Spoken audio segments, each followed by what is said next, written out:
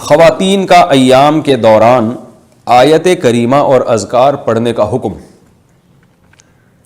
کیا خواتین اپنے مخصوص ایام میں آیت کریمہ پڑھ سکتی ہیں؟ نیز کون کون سے اذکار پڑھ سکتی ہیں؟ مسز جمیل کوہاٹ سے۔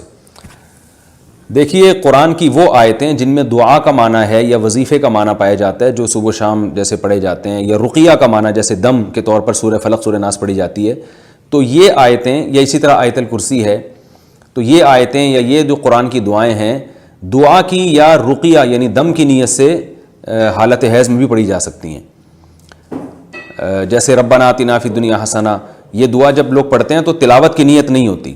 اگر تلاوت کی نیت ہو قرآن کی تو پھر حالت حیض میں جائز نہیں ہے۔ اسی طرح سورہ فلق اور سورہ ناس اگر کوئی قرآن کی تلاوت کی نیت سے پڑھے گا تو حالت حیض میں اس خاتون کے لیے جائز نہیں ہوگی یہ تلاوت کرنا۔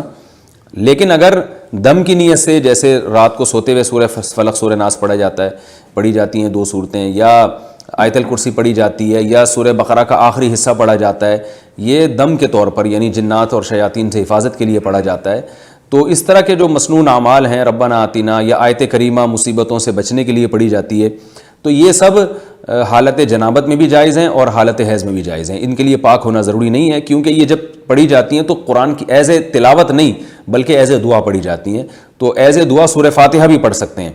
تلاوت کی جب نیت ہوگی تو پھر جنابت کی حالت میں یا حیض کی حالت میں یہ جائز نہیں ہوگا۔